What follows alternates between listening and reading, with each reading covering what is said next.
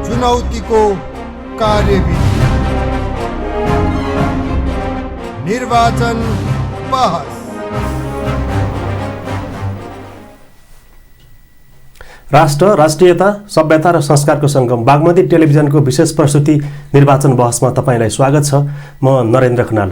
दर्शकवृन्द, वैशाख 30 गते देशभरका 753 स्थानीय तहमा निर्वाचन सम्पन्न भइसकेको छ र यति बेला देशभरिमा मतदानको निर्वाचन जुन भयो त्यसको चाहिँ मत परिणाम आउने क्रम पनि जारी छ र अहिले आउँदै गरेको मत परिणामलाई विभिन्न व्यक्तित्व र विशेष बौद्धिक वर्गहरूले यसलाई के कसरी लिएका छन् भन्ने बारेमा कुराकानी गर्नको लागि आज हामीले त्रिभुवन विश्वविद्यालयका पूर्व सहायक डिन राजकुमार पोखरेललाई स्टुडियोमा निम्ताएका छौँ। डाक्टर साहब, स्वागत छ। धन्यवाद। सन्चै हुनुहुन्छ? ठिक छ। वैशाख 30 गते देशभरका 753 स्थानीय तहमा निर्वाचन सम्पन्न पनि भयो, कुनै ठाउँमा छाडेर सम्पन्न पनि भयो होइन। अहिले विभिन्न खालको मिश्रित प्रतिक्रिया आएको छ। सोचे अनुसारको रिजल्ट नआएको हो अथवा अलिकति मिश्रित खालको नयाँ खालको माहौल सिर्जना भएको छ भन्ने खालको त्यो सिनारी देखेको छ। हजुरले कसरी हेर्नु भएको छ? यो आम मानिसहरूको चाहना नेपालको सन्दर्भमा भन्ने हो भनेदेखि मान्छे धेरैचोटि यतिको सायद राजनीतिक परिवर्तन भएका मुलुक अन्य छैनन्। 7 सालमा परिवर्तन, एटेम्प्ट गरे 17 सालमा परिवर्तन, 36 सालमा परिवर्तन, 46 सालमा परिवर्तन, 62-63 मा परिवर्तन। यत्रो अवधि परिवर्तन हुँदाखेरि पनि नेपालमा कुनै परिवर्तन छैन। हाम्रा सामाजिक, हाम्रा आर्थिक पक्षधरहरू, हाम्रा सांस्कृतिक कुराहरूमा चाहिँ धेरै कुराहरूमा परिवर्तन छैन। जनताले के चाहन्छ भनेर भन्दाखेरि परिवर्तन चाहन्छ। जब परिवर्तन नभएर यथास्थितिमा बाँच्नुपर्ने हुन्छ, त्योभन्दा गए गुज्रेको अवस्थामा हुनुपर्छ भनेपछि योभन्दा त्यो पो राम्रो हो कि भन्ने मान्छेलाई त्यो लागेको छ। त एकछिनका लागि हेरौँ, 2064 सालमा संविधान सभाको पहिलो निर्वाचन भयो। भर्खर त्यो राजनीतिको मेन स्ट्रिमभित्र पसेको माओवादी सबभन्दा लार्जेस्ट पार्टी भएर आयो त्यो संविधान सभामा। त्यतिखेर मान्छेहरूको घरमा गयो भनेदेखि के भन्थे भनेर भन्दाखेरि धेरै पुरानो हेरिसक्यो, अब नयाँ हेरौँ न भनेर। जब माओवादीबाट केही हुँदैन भन्ने कुरो लागेपछि अर्को चुनावमा जाँदाखेरि माओवादीलाई कहाँ पुर्याइदियो? जनताले त हेरेको के हो भने जनताले त चाहेको परिवर्तन छ। ठुलो परिवर्तन पनि उसलाई दिनु पर्दैन। त्यसलाई एकदम क्रमशः बिस्तारै हुने परिवर्तन, उसले अनुभूति गर्ने परिवर्तन चाहिँ दिन सक्यो भनेदेखि हुन्छ। आम मानिसहरू बाहिर छन्, योग्य मानिस पनि बाहिर छन्, अनि काम गर्ने मानिसहरू पनि बाहिर छन्। हाम्रो मुलुक केले चल्या छ भन्दाखेरि रेमिटेन्सले चल्या छ। जनताले के खोजिया छ? परिवर्तन। कम्तीमा त्यो विदेशमा गएर काम गर्न नपरोस् न, आफ्नै देशभित्र बाँच्न पाइयोस् न भन्ने चाहिँ खोजिया छ। त्यो आशयले गर्दाखेरि एउटा कुरो मान्छेले परिवर्तन खोज्यो। एउटा दोस्रो कुरो चाहिँ के हो भनेर भन्दाखेरि पार्टीहरू कसरी चले भनेर भन्दाखेरि राम्रा होइन, हाम्रा जहाँसुकै पनि भजन गाउने, भजन कुण्डली, नेतृत्वको चाकरी गर्ने, नेतृत्वको घर दैलो चाहर्ने, त्यो तरिकाले चाहिँ मान्छेहरू जान थाले। ती मान्छेहरूको चाहिँ छनौट हुन थाले। पार्टीका नेतृत्वले त्यस्ता मान्छेहरू छनौट गर्न थाले। धेरै ठाउँमा अहिले चाहिँ कतिपय राजनीतिक पार्टीहरूभित्र बागी उठेका छन्, स्वतन्त्र भनौँ न। अब त्यो स्वतन्त्रको नाउँमा चाहिँ बागी उठिदिएका छन्, उनीहरूले चाहिँ हाइएस्ट मत ल्याएर आएका छन्। त्यो आएको चाहिँ के भन्नु भन्दाखेरि त पार्टीले त्यतिखेर सोच्नु पर्दैन कि यो चाहिँ हामीले चाहिँ छनौट हामीले गल्ती गरेछौँ भनेर। काहीँ हुँदाखेरि बाघीले त्यत्रो मत ल्याउँछ भन्दै त हामीले त उम्मेदवार छान्न त काहीँ गल्ती गरेछौँ भनेर त सोच्नु पर्यो नि त। केही राजनीतिक पार्टीहरूमा त्यो विकृति। डाक्टर साहबले यसो भन्दै गर्दा चाहिँ यसपालिको निर्वाचन चाहिँ त्यो गठबन्धन होइन, गठबन्धन अमिल्दो खालको तालमेलले जनता र जुन मतदाताहरू छन् जन बढी निराश छन् भन्ने कुरा आएको छ। होइन, गठबन्धनको के भयो भनेर भन्नुहुन्छ भने गठबन्धनमा भए पनि सबै कि एउटा चुनाव चिन्हबाट लडिदिएको थियो भनेदेखि जनता झुक्किने थिएनन्। हाम्रो शिक्षित जमात हामीसँग कति छ? एकदम त्यो बुझ्ने मान्छे भित्र गइसके पछाडि यत्रो पन्ना पल्टाएर हेर्नुपर्ने, अनि त्यसभित्र चाहिँ कहाँ ऊ तलदेखि माथिसम्म खोज्नुपर्ने हुँदाखेरि त्यो हाम्रो जनमतले त्यो कसरी भेट्छ? अनि कतिले त अब एउटालाई मान्छेलाई छापान्थ्यो, हिँडो थियो। त्यस्तो पनि त कतिवटा चाहिँ ब्यालेट त्यसरी आएको छ। अर्को गठबन्धन गर्ने तौर तरिका छ। अर्को कुरो त म त के भन्छु भनेर भन्नुहुन्छ भने यो हाम्रो सिस्टममा हामीले जे सिस्टम हामीले उ गऱ्यौँ यो सिस्टममा खराबी छ। म सिस्टमबाट चाहिँ सुरु गर्छु यसलाई हेर्दाखेरि। सिस्टममा खराबी छ। लोकल इलेक्सन भनेको विकास गर्ने हो कि पार्टीका कार्यकर्ता पोस्ने हो? पहिलो कुरो, यदि पार्टीका कार्यकर्ता पोस्ने हो भने पार्टीको चुनाव चिन्ह लिएर चुनाव लड। पार्टी कसको के हो भन्ने कुरो गर्नु छैन। होइन, विकास गर्ने, विकास निर्माणको थलो स्थानीय सरकार बनाउने हो भनेदेखि चाहिँ स्थानीय सरकारमा बनाउनका निम्ति त फ्रीली मान्छेलाई इलेक्सन गर्न, इलेक्सनमा जानका निम्ति अवसर दिनुपर्छ। जोसुकै होस्, पार्टीको ट्याग लाउने होइन, तलको जनमतमा तलको लोकल अथोरिटी लोकल गभर्मेन्ट चुन्नका निम्ति पार्टीको ट्याग नहोस्। पार्टीको ट्याग नभइकन स्वतन्त्र मान्छे जान्ने भने मान्छेले जनताले छान्दाखेरि त राम्रो निर्णय गर्छ, राम्रो मान्छे छान्छ क्या हाम्रो। त्यस कारणले यो सिस्टममा परिवर्तन गर्न जरुरी छ। मैले देखेको छु यो स्थानीय लोकलमा पार्टीगत ट्याग लाउनु हुँदैन। राम्रो गरेर म जान्छु, जनताको मन जितेर जान्छु भन्ने सबैलाई लाग्छ नि त। त्यति डाक्टर साहबले भने जस्तै जस्तो त्यही त नेतृत्व हावी हुँदाखेरि चाहिँ अब नेतृत्वप्रति अथवा जुन स्थानीय निकायको चुनाव हो यसमा चाहिँ नेतृत्वसँगै असन्तुष्टि भइरहेको होला होइन? स्वतन्त्र उम्मेदवारको सङ्ख्या पनि अलि अत्याधिक छ क्या? होइन, केही ठाउँहरूमा मैले हेरेँ, म अब सबै ठाउँमा त होइन, म होइन केही ठाउँहरूको चाहिँ यसो म चुनावमा त्यति धेरै सक्रिय भएर त म लागिनँ, तर पनि क्या बाहिरबाट वाच गर्ने कतिपय हामी चाहिँ रिसर्चरको रूपमा पनि हामीले हेऱ्यौँ क्या, अनुसन्धानको रूपमा। केही ठाउँमा मान्छेहरूले के भन्छन् भनेर भन्दाखेरि कतिपय ठाउँमा पार्टीका कार्यकर्ता राखेर पार्टीको कार्यकर्ताहरूले सेलेक्ट गरेका मान्छेहरू छानिया छन् हो कि पार्टीले ती मान्छेलाई छानिया छ। कतिपय ठाउँमा जनता के भन्छन् भनेदेखि यी पार्टीका कार्यकर्ताले छानेका मान्छेलाई हामी यसपल्ट स्वाद चखाउँछौँ, जनमत चाहिँ त्यो आउँछ भनेपछि त पार्टीका कार्यकर्ताले जनताका बिचमा राम्रो काम गरे कि गरेनन्? त्यो पार्टीका कार्यकर्तालाई नेतृत्वले राम्रो स्कुलिङ दियो कि दिएन? पार्टीको त स्कुलिङ नेतृत्व स्कुलिङ राम्रो हुनु पर्यो नि त, कार्यकर्ता त राम्रो बनाउनु पर्यो नि त। तब न त्यो राम्रो कार्यकर्ताले राम्रो मान्छे छान्छ।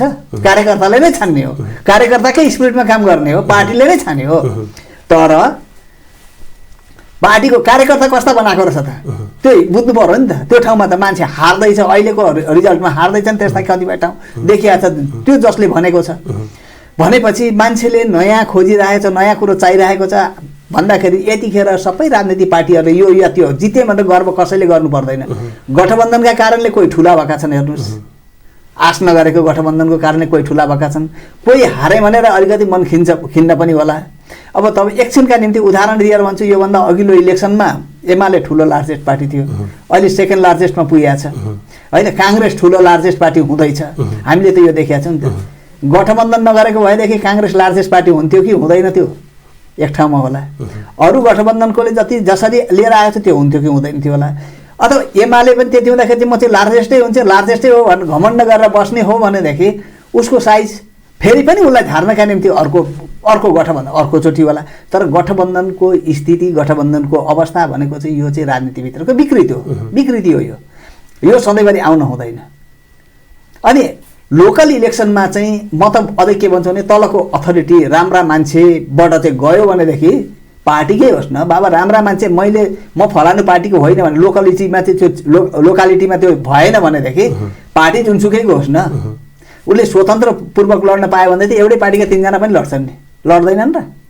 त्यसो भयो भनेदेखि त के भयो त, स्वतन्त्रले लड्छ जति लडे। डाक्टर यसो भन्दै गर्दा चाहिँ सुन्नु है त, जस्तो विकास निर्माणको काम गर्ने स्वतन्त्रकै सङ्ख्यालाई सरसर्ती हेर्ने भने चाहिँ स्वतन्त्रबाट दिपायल 3 को वडाध्यक्षमा स्वतन्त्र विजय होइन, बुटवल महानगरपालिका 1 मा चाहिँ स्वतन्त्र विजय, ओखलढुङ्गाको माने भन्ज्याङ गाउँपालिकामा स्वतन्त्र विजय, तनहुँको भानु नगरपालिका 13 को वडाध्यक्षमा स्वतन्त्र विजय, कालीकोटको खाडा चक्र गाउँ नगरपालिकाको मेयरमा स्वतन्त्र विजय, बैतडीको डिलासेरिने गाउँपालिकाको अध्यक्षमा स्वतन्त्र विजय, डडेलधुराको भागेश्वर गाउँपालिकामा स्वतन्त्र विजय, काठमाडौँकै गोकर्णेश्वर नगरपालिका 4 मा पनि लौरोबाट स्वतन्त्र विजय र महानगरपालिकामा पनि लौरो नै आउँछ कि भन्ने खालको सङ्केत देखिसकेको छ। अब मान्छेको एउटा कुरो त म यो पनि भन्दैछु, महानगरपालिकामा जे भए पनि चर्चामा आयो, आउँछ आउँदैन मत गरिसकेपछि हेरौँला, आए पनि नआए पनि चर्चामा आयो लौरो। यो लौरोको प्रभाव कहाँ छ नि, बाहिर पनि चाहिँ मान्छेले के अरे भनेदेखि बाहिर पनि कतिपय ठाउँमा लौरालाई हानिदिएका छन्, त्यहाँ लौराको क्यान्डिडेटै छैन। मतपत्र छाप्दाखेरि चाहिँ त्यो लौरोलाई छापिदियो नि त, हानिदिएका छन् हुँदैन। डाक्टर साहबले मैले यही भनेको, डाक्टर साहब के हो त यो भन्दा कि निराशा हामी हौँ 38 सालको राष्ट्रिय पञ्चायतको इलेक्सन हामीले हेरेका छौँ। काठमाडौँमा जनताले कसलाई जितायो? नानी मैयालाई। नानी मैया सारा त्यो नाङ्लाको गेट बनाउने क्षमता नानी मैयासँग थिएन। काठमाडौँका टोलमा नाङ्लाका गेट बनाएका थिए, रातभरिमा नाङ्लाका गेट बन्थे। असन्तुष्टि, व्यवस्थाप्रतिको असन्तुष्टि, सिस्टमप्रतिको असन्तुष्टि, सिस्टम सञ्चालन गर्नेहरूप्रतिको असन्तुष्टिको प्रतिक्रिया थियो। नानी मैया झापाबाट पुवातुले जिते। अब त्यसै आयो पुवातुलाई भोट। त्यो के भन्छ कि यसले केही गर्दैन, अरूको बिगार्दैन। यो खुराफाती राजनीति गर्दैन भनेर दियो। यस्तो यस्तो तरिकाका त्यतिखेर चाहिँ धेरै ठाउँबाट यस्ता मान्छेहरू आए। अब हामीले 43 सालमा हेऱ्यौँ नि, 43 सालमा चाहिँ व्यवस्थाको विरोध गर्ने मान्छेहरू केही मान्छे आए, नहराएको थियो, धाँधली हुँदैन थियो, केही हुँदैन थियो भन्दै अरू आउँथ्यो होला। ती मान्छे आए, 8-10 जना मान्छे आउँदा तिनीहरूले हल्लाए। जस्तो काठमाडौँको पद्मरत्न तुलाधर, काठमाडौँको पद्मरत्न तुलाधरको चाहिँ चुनाव चिन्ह टेकेर अन्त अर्को ठाउँमा चाहिँ सूर्य चिन्ह नभएका ठाउँमा उहाँ सूर्यमा चाहिँ भोट हालेका छन् मान्छेले काठमाडौँ गए। अहिले बालेन्द्रको चाहिँ लौरोलाई लिएर चाहिँ उर्लाबारीमा मत पर्यो, लौरामा, जहाँ चाहिँ लौरो चिन्ह छैन। यो भनेको त मतदातामा चाहिँ पार्टीप्रति आकर्षण छैन। आकर्षण भयो। लिडरसिपले सोच्नुपर्छ, पार्टीका नेतृत्वले सोच्नुपर्छ कि हामी गल्ती गर्दैछौँ, हाम्रो स्कुलिङ ठिक छैन, हामी ठिक ढङ्गले चलेका छैनौँ, हाम्रो सिस्टममा काहीँ खराबी छ। यतिखेर त वास्तवमा सोच्नुपर्ने यो हो हाम्रो यतिखेर अब चाहिँ सिस्टमको विषयमा, संविधानको विषयमा यो प्रकृतिले के गर्नु चाहिँ संविधानको विषयमा, हाम्रो चुनावी सिस्टमको विषयमा। यो चुनावी सिस्टम मैले त अगाडिदेखि धेरै अगाडि भन्दैछु, यो चुनावी सिस्टम यो यहाँको टेलिभिजनमा म पहिलोचोटि हो, मैले यहाँ टेलिभिजनमा हुँदाखेरि पनि मैले भने, अरू टेलिभिजनहरूबाट पनि मैले भनेको छु। मैले चाहिँ मेरो चाहिँ के छ भन्नुहुन्छ नि, यो चुनावी सिस्टम, हाम्रो चुनावी सिस्टम हाम्रो मुलुकले धान्न सक्दैन। यति महँगो, यति भद्दा, यो हुँदाखेरि व्यवस्था कसले चलाउँछ भने तस्करहरूले चलाउँछ। जसको हातमा पैसा छ उसले मात्रै चलाउँछ, अरूले चलाउँदैन। एउटा सर्वसाधारण मान्छे चुनिएर जान सक्ने क्षमता छ, करोडौँ रुपियाँ खर्च नगरिकन चाहिँ उसले उ गर्न सक्दैन। भनेपछि यसले यो टिक्न सक्ने स्थिति छ। पार्लियामेन्टमा जाने पार्लियामेन्टरियन यत्रो ठुलो चाहिँदैन। तलको अथोरिटीमा जुन तरिकाले काम गरे कि तलले हो कि माथिले हो, पार्लियामेन्टमा जाने पार्लियामेन्टरियनले पोलिसी बनाउने हो, त्यहाँ गएर मन्त्री हुने होइन। मन्त्री यदि यो नहुने हो भनेदेखि तपाईँको सरकार 5 वर्ष पनि चल्छ। हेर्नुहोस्, सरकार बिचमा ढल्दैन। होस् न, एउटा कार्यकारी प्रमुख चाहिँ चुनिएर जाओस् न, उसको आधारमा, त्यही पार्टीको आधारमा चाहिँ अमेरिकाको सिस्टम छ त, हामीले त्यसलाई फलो गर्दा हुन्छ नि, किन अरूको टार गर्ने? संविधान चाहिँ उसको फलो मिल्ने छ, त्यसलाई फलो गरेर चाहिँ जसको आउँछ त्यसको बहुमत हुन्छ। सिनेट त्यही ढङ्गले चाहिँ चलाएदेखि भयो। सिनेटरहरू चाहिँ त्यहाँ सिनेटरहरू त प्राय मन्त्री त हुन जाँदैनन्, विज्ञहरू हुन्छन्, मन्त्रीहरू हुन जान्छ, मान्छे त बाहिरबाट राखिन्छन्। त्यसो भएपछि त करप्सन पनि त कम हुने भयो नि त। यहाँ त राष्ट्र सदस्य भयो पार्लियामेन्ट, अनि सरकार परिवर्तन गर्न, यताबाट उता फालाने चाहिँ, उताबाट उता फालाने चाहिँ, लगेर होटलमा बन्द गरे। कस्तो देखियो भने हुँदा हुँदा चाहिँ अब प्रधानमन्त्री शेरबहादुर देउवाको जुन वडा छ नि डडेलधुरामा, उहाँमा त्यो वडामा पनि काङ्ग्रेसले हार्यो क्या? होइन, उहाँ जानुभयो, उहाँका विरुद्ध नारा लाग्यो त्यहाँ, त्यही त होइन? उहाँ जानुभयो, उहाँका विरुद्धमा नारा लाग्यो। केपी ओलीको वार्डमा ऊ त्यहाँ बालकोटमा उहाँले जहाँ गएर भोट हाल्नुभयो, त्यहाँ उहाँ हार्नुभयो। अहिले उहाँको गृहनगर अब त्यो आक्रोश अर्कोतिर पोखिया छ। अब माधव नेपालको हालत त्यही छ, प्रचण्डको हेर्दैछौँ हामी। लिडरसिपले यो लिडरसिप कि यो सोच्नुपर्छ कि कार्यकर्तामा क्षमता हुनुपर्छ। यो लिडरसिप हामीलाई काम लागेन, यसलाई हटाउनु पर्छ। जस्तो अहिले जुन देशभरि लौरोको चर्चा छ नि त होइन, जहाँदेखि पनि लौरोको चर्चा छ होइन। यो भनेको चाहिँ जनता मतदातामा एकदमै निराशावादी चिन्तन छ होइन। अब जसरी भए पनि परिवर्तन चाहिँ चाहिन्छ भन्ने खालको सङ्केत होइन र यो? सङ्केत हो। एउटा कुरो, अहिलेसम्मको परिवर्तन, अहिलेसम्म मरेका मान्छेहरू, गोली खाएर मर्ने, सडकमा निस्किने, ढुङ्गा हान्ने, बेपत्ता हुने, जनमत घाइते हुने, जनमत भनेको तपाईँको युवा जमात हो। परिवर्तनको सम्भाग युवा जमात तल काहीँ पनि छैन। उसलाई चाहिँ ऊ चाहिँ काहीँ सबै ठाउँबाट इग्नोर भएर आएको छ। अनि उसले आफ्नो रोजीरोटीका लागि विदेश जानुपर्छ। ऊ विदेशमा मेरो लाग्छ भिसा लाग्छ कि लाग्दैन, म पाउँछु कि पाउँदैन। यहाँ घर जग्गा धितो राखेर चाहिँ उहाँ चाहिँ साउदी अरब र कतारमा जानुपर्ने, अनि त्यसको रेमिटेन्स यहाँ ल्याएर यिनीहरू त्यसको रेमिटेन्स ल्याएर यहाँ भ्रष्टाचार गर्ने भनेपछि, र यो भ्रष्टाचार नगरिकन चुनाव जित्नै नसकिने होइन। तपाईँ त इतिहासको विज्ञ, इतिहासको प्रोफेसर होइन डाक्टर साहब? हजुर। अब पछाडि फर्केर हेर्ने भने त राणाकालबाटै चुनाव सुरु भयो होइन। अब सामान्य कुराकानी गर्दै गर्दाखेरि तपाईँ पनि आउनुभयो। काठमाडौँ उपत्यका अहिले फोहोरको डुङ्गुरले भरिया छ। हिजो पानी पर्यो, बाटाभरि फोहोर कुहिएको छ होइन। बरु राणाको उति बेलामा हामीले राणातन्त्र अथवा राणाकालीन परिवेश भनेर बरु इतिहासमा पढ्दै गर्दा पनि गाली गरेर पढेँ होला, अथवा राणाहरूले यसो गरे भनेर पढेँ होला होइन। तर 2004 सालदेखि नै काठमाडौँ उपत्यका सफा राख्नुपर्छ न, सफाई अड्डाको स्थापना गराएर चाहिँ राणाहरूले त्यति पनि बुद्धि आउँदैन भने अहिलेको कार्यकर्ता अथवा अथोरिटीको? होइन, एउटा कुरो राम्रोलाई त राम्रो भनिन्छ, केही कुराहरू राम्रै हुन्छन्। अब ऊ त्यो हामी टाढाको कुरो उदाहरण पनि नदिउँ, केही ठाउँमा छ। भक्तपुर नगर क्लिनसिप गर्यो नि नेमुकिपाले, किन गर्यो? ठुला पार्टीले किन सिकेनन्? म यति भन्छु, काङ्ग्रेस ठुलो पार्टी चाहिँ काङ्ग्रेसबाटै टिकट लिएर गएको ऊ त्यो ललितपुरको मेयरको हिजोको मैले एउटा इन्टरभ्यू सानो सुनेको थिएँ क्या, काठमाडौँ किन पछि पर्यो, आखिरी कसरी जाँदो रहेछ, के चाहिँ गर्नुपर्ने रहेछ, अलिक आफ्नो केही भिजन दिएर। उसले त अहिले त पहिला चाहिँ 300 भोटले मात्र जितेको मान्छे अहिले कति भोट लिएर आएको थियो, केही नभइकन त त्यसैले गएन होला नि त। किन सिक्दैन, काठमाडौँ किन हार्यो होइन? अब यो मान्छेले राम्रोलाई त राम्रो, अलिकति जनताले पनि राम्रै भनिसकेपछि डाक्टर साहबले भने जस्तो 2000 राम्रो होइन, राम्रो मान्छे। त्यसो काठमाडौँको जनताले 2074 सालमा भएको स्थानीय चुनावलाई 2079 सालसम्म 5 वर्षमा हेर्दै गर्दाखेरि there is no significant in Kathmandu, केही परिवर्तन नै छैन, केही हुनै छैन। अनि भन्दाखेरि हुँदैन, काठमाडौँका खाल्डापुरी प्रधानमन्त्री हुनुहुन्थ्यो ओलीजी, उहाँले भन्नुभयो यो काठमाडौँका खाल्डापुरी के गरिए त्यो वसन्त नेम्बाङ मन्त्री हुँदाखेरि भएको अलिअलि कामहरू, अलिअलि, किनभने मान्छेले त काम गरेकोलाई त गरेको भन्नुपर्छ क्या, गरेको अलिअलि कामको जस विद्यासुन्दरले लिएर हुँदैन, विद्यासुन्दरले केही गरेन। त्यसको ढाकछोप चाहिँ ओलीले गरिदिने भएपछि अनि मान्छेले विश्वास कसरी गर्छ? उसलाई त त्यो कारवाही गर्नु पर्थ्यो, तैँले काम गरिनस्, यो किन गरिनस् भनेर त प्रधानमन्त्रीले त त्यो काम गर्नु पर्ने त होइन। डाक्टर साहब हो, तपाईँहरू त प्रोफेसर विज्ञ होइन, तपाईँहरूले कति युवा पुस्तालाई पढाउनु पनि भयो, यिनको बुद्धि आउँदैन कि के हो भने कि यो दुईटा कुरो छ यहाँ हाम्रो जस्तो मुलुकमा नि, दुईटा कुरो छ। एउटा कुरो म त अघि नै भने हाम्रो सिस्टममा खराबी छ। पैसा नभइकन चाहिँ चुनाव लड्न कोही सक्दैन, चुनाव नलडिकन प्रधानमन्त्री हुँदैन, मन्त्री हुँदैन, सांसद नभइकन मन्त्री हुन पाइँदैन। त्यसैले एउटा कुरो चाहिँ करप्सन नगरिकन नहुने।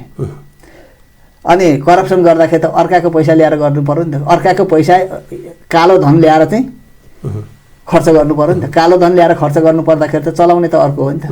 मुलुक त कसले चलायो भन्नु, तस्करले भन्छु म, तस्करले, अरू कोही जान्दिनँ। जे गर्यो त्यो ठेकदार बारम्बार कुरो उठिया छ नि। तपाईँको केही ठेकदारहरूका घरमा कतिपय नेताहरू बसिया छन्, बारम्बार कुरो उठिया छ नि त। त्यो ठेकदारमाथि कारबाही हुँदैन, कहिल्यै हुँदैन। किन हुँदैन भन्दाखेरि उनीहरूले त लगेर चाहिँ पोसिया छन् नेताहरू। पुल बनाउँछ होइन, पुल उद्घाटन नहुँदै पुल ढल्छ, कारबाही हुँदैन कुनै पनि। बाटो बनाउँछ, अरू मुलुक बाटो बनाउँछ, गाडी नकुद्दै पिच भत्किन्छ, कारबाही पनि लगाएर झुन्ड्याउँथ्यो। चाइनामा झुन्ड्याउँछ, इन्डियामै झुन्ड्याउँछ, इन्डियामै उ गर्छ। यहाँ चाहिँ जति पटक विवादित भयो, जति दोस्रो कुरो के छ भन्दाखेरि नेपालले यस्तो कुरो भयो कि यो रणनीतिक भूभाग भयो। हामी हाम्रा मित्र राष्ट्रहरू र छिमेकी राष्ट्रहरूसँगको समान दूरीमा ब्यालेन्ससिप भएर चाहिँ हामीले हाम्रो जियो पोलिटिक्सलाई डिल गर्न सकेनौँ। त्यसलाई त्यस किसिमको चाहिँ परराष्ट्र नीति पनि निर्भर गर्न सकेनौँ। त्यसले गर्दाखेरि एक अर्काको स्वार्थसँग चाहिँ एकदमसँगले चाहिँ कन्ट्राडिक्सन भइराखेको हुन्छ। अमेरिका यहाँ आउँछ, चाइना तर्सिन्छ, चाइना यहाँ आउँछ, इन्डिया तर्सिन्छ, इन्डिया यहाँ आउँछ, चाइना तर्सिएला, अमेरिका तर्सिएला। यो यस्तो खालको खेल चाहिँ यहाँ भइरहेछ दुईवटा ठुल्ठुला मुलुकहरूको बिचको। यो बिचमा त हामी छौँ, तर यो हुँदाहुँदै पनि अहिले के छ भने अन्तर्राष्ट्रिय उसको कारणले गर्दाखेरि पनि। अनि अब हाम्रा नेताहरूलाई चाहिएको छ पैसा, कतिपय कुराहरू। अब अहिले एमसिसी पास भयो सदनबाट, कतिपय कसैले के भन्छन् भनेर भन्दाखेरि एमसिसीको बजेट त आउने बजेट चाहिँ त अदृश्य बजेट त उहिले नेताहरूले खाइसकेका थिए, त्यसैले यिनीहरू चाहिँ बाध्य भएर जनतालाई देखाउन होइन भन्छन् होइन। अनि भित्र लगेर अन्तिममा लगेर पास गर्ने हो। पास हुन्छ भनेर त कतिपय चाहिँ बुझ्ने मान्छेले त उहिले भनेको थिए होइन, उहिले बजेट त खाइसकेको छ, बजेट यिनीहरूले खाइसकेको छ। अनि यसरी बिक्री भइसकेपछि, यसरी गइसके पछाडि यिनको रिमोट कहाँ छ? एकातिर इन्टरनल्ली देशका तस्करहरूको, अर्कोतिर बाह्य जगतको स्वार्थमा, दुईतिरबाट बिक्री भए भित्र चाहिँ ठेकदार चलाउने, बाहिर चाहिँ विदेशी राष्ट्र चलाइदिने होइन। त्यसरी गोटी मात्रै भयो। यो भइसके पछाडि अनि कसरी हामीले कतिपय हामी देख्दैनौँ, नदेखेका कुराहरू चाहिँ यो होला भनेर विश्वास गर्छ मान्छेले। तल त जनताले त कतिपय उनकै कार्यकर्ताले पनि त्यो विश्वास गरेको छ, तर भित्री खेल अर्को बनिदिन्छ। अनि यसले गर्दाखेरि नसोचेका कुराहरू हुन्छन्। तर अनि जब जनताले बुझिसकेपछि अनि उसले त किनभने परिवर्तन खोज्छ नि त, चेन्ज खोज्छ। तपाईँको अहिले कुनै एउटा लिडरसिप यति मात्र यो अलिकति बोल्डली जाने भयो, यो सिस्टमको उसलाई चाहिँ वकालत गरेर राम्रोसँगले बोल्डली जाने भयो भनेर भन्दाखेरि जनता त्यसको पछाडि लाग्छन्। आन्दोलन अर्को आन्दोलन देखिराखेको छु मैले त, अर्को आन्दोलन चाहिँ देखिराखेको छु है नजिक। यदि कुनै लिडरसिप नयाँ जन्मिएर बोल्डली, जसरी अहिले बालेन शाह त चुनावमा आए त्यस्तै कुनै उसले चाहिँ फोकस गरेर लिएर गइदियो भनेदेखि यो हुँदैन, यो कारण हो यो भ्रष्टाचारको भनेर भोलि गइदियो भनेदेखि उसले अहिले म के सुन्दैछु भनेदेखि बालेन शाहलाई काम गर्न नदिने अब भनेर। म तपाईँलाई यहाँ जोड्दै थिएँ क्या, बालेन शाहले जित्लान् पक्नुहोस् न काठमाडौँ होइन, उहाँ केही ठाउँबाट कुरा पनि आएको छ, परिदृश्यमा केही देखेको छ भने नयाँ पुस्ताले बालन शाहको पक्षमा त्यो वकालत अथवा मत जाहेर गर्दै गर्दाखेरि कसरी आउँदो रहेछन् हेरौँ न त। यो त एक प्रकारको नेवार कम्युनिटी भएको ठाउँ हो होइन, नेवारको पृष्ठभूमिबाट नआएको मान्छेलाई काम गर्ने वातावरण दिँदैन भन्ने खालको कुरा पनि आएको छ। फेरि एउटा यदि बालन शाहले जित्यो भने, म यहाँ भन्छु बालन शाहले जित्यो भने हिजो नेपालको नेवार कम्युनिटी, काठमाडौँको नेवार कम्युनिटीलाई जुन चार्ज लागेको थियो, यो मनुमखु मर्स्याख भनेर भन्ने चाहिँ भन्छन्, यो काठमाडौँका नेवारले यसो भन्छन् भनेर जुन चार्ज लागेको थियो, यो चार्जबाट नेपाल मुक्त भयो। यदि बालेन शाहले जित्यो भने यो मुक्त भयो, अब कसैले पनि यो चार्ज लाउन पाउँदैन। तर त्यही मधेसी कम्युनिटीमाथि के चार्ज लाग्छ भनेर हिजो तिमीहरूले आन्दोलन गरेर त्यहाँबाट चाहिँ पहाडेहरूलाई विस्थापित गरेका छौ, त्यो पहाडेहरूलाई तिम्रो ठाउँमा स्थापित गर। अब त त्यो आवाज उठ्छ क्या त्यहाँ, किनभने हिजो उनीहरूले विस्थापित गरेका छ, आवाज उठ।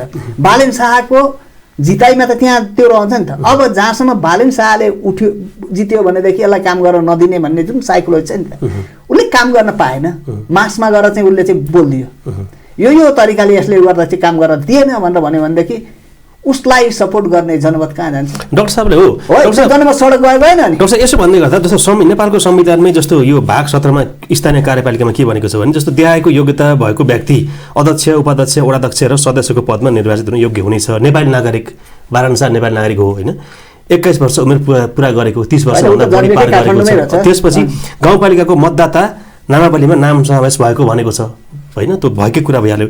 कुनै कारणले अहिलेको नभएको भएर त अब उहाँ उठ्नु भएको होला, निर्वाचन आयोगले चाहिँ उहाँलाई स्वीकृत गरे भनिसकेपछि यो सबै कुरा पुगेर जनमत पाएर उहाँले जित्नुभयो भने उहाँले काम गर्न बालेन शाहलाई के हेऱ्यो भनेर भन्दाखेरि एउटा स्ट्रक्चरल इन्जिनियर, अर्को एज कम्युनिटीले युथ, अर्को बोलाइ गराई काम गराइको उसको हाउभाउ जुन किसिमको छ अरू पनि छ, अर्को चाहिँ अब उसको प्रतिभा एक खालको उहाँ चाहिँ अब एउटा ऱ्यापर पनि हो।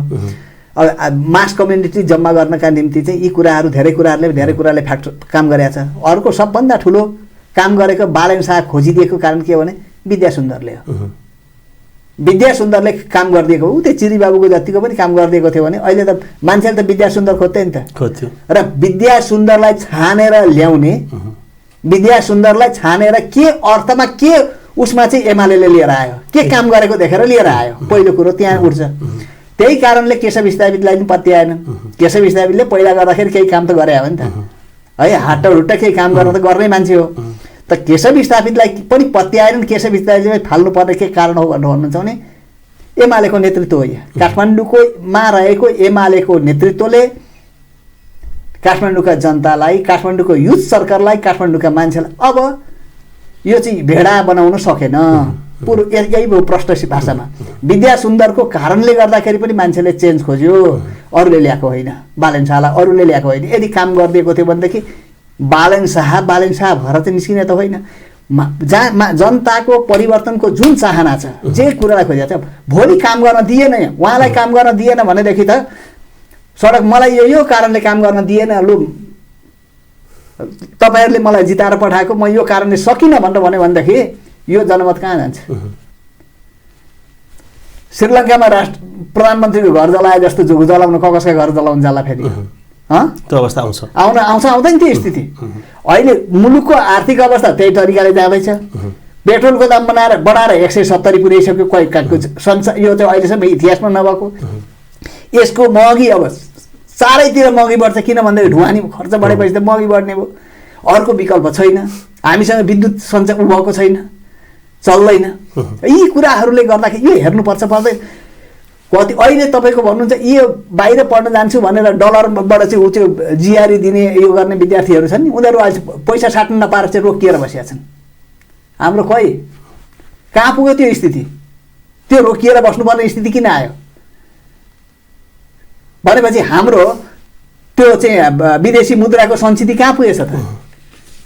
डाक्टर साहबले यसो भन्दै गर्दा चाहिँ जस्तो अब अहिले काङ्ग्रेस ठुलो पार्टी भएर पनि देखिरहेको छ यसो सर्फेसमा हेर्दै गर्दा, त्यसो भए पनि त्यसो हुँदै गर्दा चाहिँ काठमाडौँ हेर्नुहोस् पछाडि नै छ, भरतपुर हेर्नुहोस् काङ्ग्रेस पछाडि नै छ, पोखरा हेर्नुहोस् पछाडि छ, वीरगञ्ज हेर्नुहोस् पछाडि छ। काङ्ग्रेसको पनि त अब इतिहास त गाह्रै होला जस्तो भयो नि त होइन? काङ्ग्रेस अहिले ठुलो पार्टी भएको एउटै मात्रै कारणले हो, गठबन्धन। यदि लेफ्टहरूको युनिटी भएर यिनीहरूले अलिकति काम गरिदिएर गएको थियो भने काङ्ग्रेसलाई तपाईँको तेस्रो अर्को इलेक्सनसम्म हुँदाखेरि बत्ती बालेर खोज्नु पर्थ्यो। के भन्नु थियो काङ्ग्रेसलाई? तर के छ भनेर भन्दाखेरि अब त्यो काङ्ग्रेस नआइकन विदेशीहरूलाई चाहिँ खेल्ने मौका पाइएन। विदेशीहरूले गेम प्लान गर्दै अब विदेशीहरूकै कतिपय आशीर्वादमा लेफ्टका लिडरहरू बसिया छन्। कम्युनिस्ट भनिनेहरूका त लिडरहरू पनि कतिपय तिनै विदेशीका उसमा गरेका छन्। खबरदार अब यहाँबाट उता गइस् भनेदेखि त यो बाटोबाट गइनस् भनेदेखि अब एउटा जस्तो खेलाउने अनि आफ्नै पार्टीभित्र किचलो निकाल्नु पर्यो, आफ्नै पार्टीभित्रबाट चाहिँ गन्जागोल निकाल्नु पर्यो अनि फुट्नु पर्यो, जानु पर्यो। एमाले चाहिँ के त भने एमाले चाहिँ फेरि अब हाम्रो कम सिट आयो, चुनावमा धाँधली भयो, हामी त सर्वोच्चमा जान्छौँ भन्दैछ त फेरि के हो यो? जाने कहाँ? सर्वोच्चबाट चाहिँ सत्ताबाट सर्वोच्चले फ्यालिदियो। सर्वोच्चले फ्यालिदियो होइन एमालेलाई सत्ताबाट? जनताले भोटबाट त फ्यालिदिएको छैन त। अहिले त धाँधली भयो चुनाव, हाम्रो पछाडि पर्यो, सर्वोच्चमा जान्छौँ। सर्वोच्च गएर कहाँ जानु? यदि त्यो थियो भनेदेखि त त्यस्तो विश्वास थियो भन्दै त म त जनतामा जान्छु भनेर भन्नु पर्थ्यो। यसको विरुद्ध आन्दोलन गरेर जान्छु म भन्नु पर्थ्यो। जनताका एजेन्डा बोकिदिनु पर्थ्यो। जनताका एजेन्डाबाट सडकमा जानु पर्थ्यो एमाले यतिखेर साँच्चै भन्ने हो भनेदेखि त। साँच्चै जनताको पार्टी हो भने जनताको एजेन्डा बोकेर व्यवस्था परिवर्तनको जनताको एजेन्डा बोकेर चाहिँ सडकमा जानुपर्छ एमाले त। उता प्रतिपक्षी आखिर यहाँ पनि उसमा त छ नि त। त्यो ढङ्गले जाँदाखेरि त एमाले त त्यो ठाउँमा जाने हो। अब सर्वोच्चले नै उसलाई लखेटिसकेको सत्ताबाट अब त्यो सर्वोच्च गएर के पाउँछ उसले? म त केही पनि पाउँछ जस्तो लाग्दैन। सर्वोच्चको त्यो भित्रको मेकानिजम कसरी चलेको छ भन्ने कुरो त उसले त कहाँदेखि बुझ्नु पर्थ्यो भने 2052 साल भदौ 12 गतेदेखि सिकाएर आउनु पर्थ्यो। तर उनै त्यसैको भदौ 12 गतेको फैसला जे आयो त्यो फैसलालाई शिरोधार्य, त्यो फैसलाकै जुन डिजाइनबाट त्यो फैसला क्रिएट भयो नि त्यसैको आशीर्वादमा चल्ने भएपछि बिग्रिया हो यो त। डाक्टर यस्तो भयो क्या, जस्तो अब गणतन्त्र आइसक्यो होइन, राजतन्त्र फाल्यो, गणतन्त्र आइसकेपछि केही होला भन्ने खालको नेपाली जनतामा चाहिँ अलि त्यो आशावादी चिन्तन थियो होइन। गणतन्त्र पनि आयो, निर्वाचन पनि भयो, अब संसदको निर्वाचन पनि भयो, स्थानीयताको निर्वाचन पनि भयो, तर विकास चाहिँ त्यो अपेक्षाकृत तरिका नहुँदा नेपाली जनतामा नैराश्यता चाहिँ कहिल्यै नछुट्ने भयो क्या। एउटा नैराश्यता त इमान्दार हुनुपर्छ, नेतृत्वमा इमान्दारिता हुनुपर्छ, नेतृत्व बेइमान हुनु भएन। यो म त यति नै भन्छु यहाँलाई, यो हाम्रो चुनावी सिस्टम अहिलेको जुन छ नि यो चुनावी सिस्टमले चाहिँ मान्छेलाई करप्टेड बनाउँछ, भ्रष्टाचार गर्छ। कुनै पनि मुलुक सुहाउँदो मुलुक जाने हामी डेमोक्रेसीको विकल्प हामी खोज्दैनौँ है। डेमोक्रेसीको विकल्प डेमोक्रेसी नै हो, त्यो डेमोक्रेसीको विकल्प अर्को हुँदैन। लोकतन्त्रको विकल्प अर्को हुँदैन। तर लोकतन्त्रका मोडालिटीको विषयमा चाहिँ हुनसक्छ हामी कम खर्चिलो, कम करप्सन हुने किसिमले, कम मानिसबाट चाहिँ काम लिने किसिमले राजनीतिलाई सेवाग्राही बनाउन किन सक्दैनौँ? लिडरसिप यस विषयमा किन छलफल गर्न सक्दैन? उसलाई त किन भन्दै तपाईँको अहिलेको पार्टी नेतृत्व कसैलाई पनि सोध्नुहोस् कि गर्नुहोस् कि उसको भजन गायो भनेदेखि थप्पडी मार्दै उसले जे बोलेको छ हा भनेर भन्यो भनेदेखि खुसी, आलोचना गर्यो भनेदेखि यो हुँदैन यसो गर्नु हुँदैन भनेर आलोचना गर्यो भनेदेखि बेखुस। त्यही धेरै डाक्टर साहब, गणतन्त्र जस्तो राणाकाल गयो होइन, पञ्चायतकाल गयो, फेरि अब राजतन्त्र पनि गयो होइन, गणतन्त्र आयो, 17,000 मान्छे मरे, हजारौँ मान्छे घाइते छन् होइन। अहिले म तपाईँलाई यति भन्दा जसो गरे पनि नेपालीका सुखका दिन आएनन् क्या। म यति भन्छु सुखका दिन आउँथ्यो, सुखका दिनलाई चाहिँ त्यो अब हामीले म भन्छु 7 सालमा राणा शासन गयो, भजन गाएर शासन चलाउन त राणाहरूले पनि सिकाएकै थियो नि होइन। राणा शासन गयो, हाम्रो शासन व्यवस्था कहाँबाट चल्यो भनेदेखि भारतबाट चल्यो, यहाँबाट कहाँ चल्यो? म यति भन्छु फेरि अर्को कुरो चाहिँ के भन्नु भन्दाखेरि पञ्चायत व्यवस्थाका धेरै अवगुणहरू थिए, केहीको अवगुणहरू थिए। खास गरेर नागरिकहरूको मौलिक अधिकारलाई कुण्ठित गर्ने केही कुराहरू थिए, तर पञ्चायत व्यवस्थामा धेरै गुण पनि रहेछन्। अहिले हामीले हेर्दाखेरि पञ्चायत व्यवस्था त हामीले पनि भोग्यौँ नि। यो मुलुकलाई अलिक स्वाधीन बनाउन त राजा महेन्द्रले त धेरै योगदान त गरे आएर छन्। अहिले हेर्दाखेरि है धेरै प्रयास त गरे छ नि त। त्यत्रा अवधि ल्याएर त्यो उद्योग धन्दा कल कारखाना स्थापित गर्दै यहाँ मान्छेले रोजीरोटी पाइरहेको थिए, काम गरिराखेका थिए। तपाईँको 3 वर्षको सरकारले सिद्ध्याएन, काङ्ग्रेसको सरकारले सबै खाइदिएन। काङ्ग्रेसको सरकारले स्वाहा बनाइदियो एकैचोटिमै। उदारवाद भन्ने नाममा चाहिँ लिएर आएको थियो। कहाँबाट आयो, सिकेर आयो भनेर भन्नुहुन्छ भनेदेखि अमेरिकामा बसिया मान्छे महेश आचार्य र रामशरणलाई ल्याएर यहाँ अर्थमन्त्री बनाए, अन्यथा नहोस्। ऊ त्यहाँ उसले जे गाइड गर्छ त्यही ढङ्गले यहाँ लागू गर्ने, त्यो उसको गाइडेन्स त्यो गिरिजालाई पनि थाहा थिएन। अलिकति बुझेको, अलिकति त्यही बेलाको ब्यालेन्समा बस्ने कृष्णप्रसाद भट्टराई बिचरा उनी चुनाव हारे, हराइयो, कसो गरियो, हारे उनी। अब त त्यो यो तरिकाले स्वाहा बनेर चाहिँ उद्योग धन्दा कल कारखाना स्वाहा भयो। अब अहिले कहाँ भन्दाखेरि विदेशीहरूले यहाँका मान्छे किनिदिएनन् भने, रेमिट्यान्स आएन भनेदेखि मुलुकै नचल्ने। हेर्नु त यहाँ दुर्दशा कहाँ पुग्यो हाम्रो। अनि हामीले त्यसलाई चाहिँ राम्रो भन्ने कि नराम्रो भन्ने, त्यो अवस्थाबाट चाहिँ राम्रो भन्ने कि नराम्रो भन्ने। पञ्चायती व्यवस्था फाल्नका निम्ति हामी नै लाग्यौँ, हाम्रै खुट्टा भाँचिया छन्, ढाडमा चाहिँ लट्ठी बजिरहेका छन्, जेल बसिया छौँ, हामी नै बसिया छौँ। तर यो सिस्टम ल्याउनका लागि बसिया होइन है हामी, यति चाहिँ हो। यो नराम्रो, यो खराब सिस्टम ल्याउनका लागि हामी बसिया होइन, त्योभन्दा राम्रो बेटर होस् भन्नका लागि बसिया थियो। तर त्योभन्दा झन् खराब आयो। म यति नै भन्छु, अहिले पञ्चायत यो 46 सालदेखि लिएर चाहिँ 62-63 साल र त्यहाँदेखि यतातिरको गणतन्त्रको काल, योभन्दा बेटर धेरै उसमा पञ्चायत थियो। धेरै केही नागरिकहरूको मौलिक अधिकारका कुराहरूलाई त्यहाँ पनि अब राजाको आलोचना गर्न नपाउने जुन प्रवृत्ति थियो नि, पञ्चायतको आलोचना गर्न नपाउने प्रवृत्ति थियो, त्यसलाई छोडेर हेर्ने भने धेरै उसमा चाहिँ त्यो राम्रो थियो। अब हुँदाहुँदै हामी त गणतन्त्रमा गयौँ, गणतन्त्रवाद जाँदाखेरि त झन् साह्रो। यति भयो, गणतन्त्र कसले ल्याइदियो? ल्याउने त या जतिसुकै भने हामी चच्याउ यसो गऱ्यौँ, मैले ल्याएँ भनेर भने पनि ल्याइदिने त इन्डिया हो। किन उ गर्नु? हामीले धेरै अर्थमा ल्याइदिने उसले उ गर्ने इन्डिया हो। यहाँ राम्रा देशभक्तहरूलाई मारिए। म त अझै भन्छु दासढुङ्गा हत्याकाण्ड भयो र दरबार हत्याकाण्ड भयो। विदेशीहरूलाई खेल्नका निम्ति योजना बन्ने तरिका भयो। जो विदेशीसँग अलिक झुक्न चाहँदै थियो मारियो। प्रष्ट कुरो छ नि त्यो त। अब यिनै मारिएको कुरामा जो झुके त्यसबाट अहिले उनीहरू सत्तामा छन्, चुप लागेर बसिया छन्। अनि किन भन्दाखेरि त्यहाँबाट लिए तिमीहरूको जीवन यसले पालेको छ भनेर मान्छे हालिदिया छ, अनि उनीहरू चुप लागेर बस्छन्। अनि हाम्रो व्यवस्था, हाम्रो माटो अनुसारको हाम्रो देश यही तरिकाले चल्ने हो भनेदेखि अबको 20 वर्ष पछाडि हाम्रा सन्ततिले नेपाल थियो कि थिएन भनेर खोज्नुपर्ने हुन्छ इतिहासमा। किन हामी पराधीन तपाईँ त इतिहास विज्ञान प्रोफेसर होइन? अब लिपुलेक लिम्पियाधुरा कालापानी हाम्रै हो नि त। सुस्ता हिल्सासम्मको चाइनाको हिल्सा, उताबाट हिल्सातिरबाट चाहिँ चीनले, लिपुलेक लिम्पियाधुरा कालापानीतिरबाट भारतले खाँदै आएको छ। यति खाए उति खाए भन्ने हामीले सुन्छौँ। केही जनताले विरोध पनि गर्छन्, नेताहरू चुप लाग्छन् क्या। बोल्न सक्ने चाहिँ त्यो एउटा कुरो आफ्नो यो हो मेरो यो हो भन्ने कुरो भन्न सक्नुपर्छ नि त, त्यो बोल्न सक्नु पर्यो नि त। त्यो एउटा कुरो चाहिँ के हुन्छ भन्नुहुन्छ भनेदेखि ठिक कुरालाई सही भन्नुपर्छ, गलतलाई गलत भन्नुपर्छ। जुन बेला पहिला नाकाबन्दी लगाए 72 सालमा, हाम्रो यहाँ चाहिँ भुइँचालो गइरहेको बेलामा सरकारले नाकाबन्दी, के अरे भारतले नाकाबन्दी लगाए। सरकार स्ट्यान्डमा बस्दाखेरि त जनताले त साथ दिएको होइन र? खबरदार सरकार तिमी नझुक, हामी आधी पेट खाएर बस्छौँ, यही होइन जनताको आवाज दियो त। त्यसको परिणाम हो तपाईँको प्रतिकूल परिस्थितिमा पनि पहिलोको 74 सालको निर्वाचनमा एमालेको लार्जेस्ट पार्टी बनायो नि त। ऊ त त्यतिखेर पनि एक्लै थियो नि त, सत्ता बाहिर थियो नि। त्यही कारण हो, अरू कारण होइन है। केपी ओली पपुलर भएकै त्यतिखेर चाहिँ त्यही कारणले हो। तर त्यो पपुलारिटी मेरो कहाँसम्म हाइट हो भन्ने कुरो उहाँले पनि देख्नु भएन। कहाँसम्मको चाहिँ मेरो हाइट हो, म कुन ठाउँमा चाहिँ जाँदाखेरि म कुन ठाउँमा चाहिँ म चाहिँ जनताको पपुलारिटी म पाइरहेको छु, म कुन डिरेक्सनमा जान्छु भनेर त्यसपछिको स्टडी चाहिँ उहाँले गर्नु भएन। अब उहाँलाई सबैले क्ल्यापिङ गर्दै बाँकी बा भनेर क्ल्यापिङ गर्दै उहाँ त्यसमा रमाउनु भयो।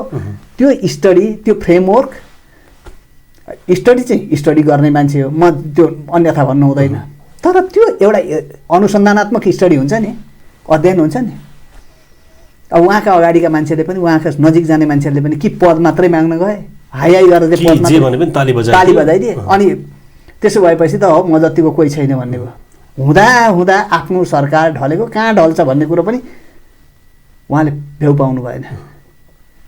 डाक्टर साहब पछिल्लो समय चाहिँ नि जस्तो यो नेपालको राजनीति पैसामुखी भयो, अघि पनि डाक्टर साहबले भन्नुभयो होइन, अब करोडौँ नभइकन चाहिँ गाउँपालिकाको एउटा अध्यक्ष लड्न पनि गाह्रो छ होइन। मेयरको त कुरै छोडौँ, अब यत्रो काठमाडौँमा हुने मेयर उपमेयरको चुनावको त कति कुरा गर्ने यसमा त करोडौँ रुपियाँ लाग्छ।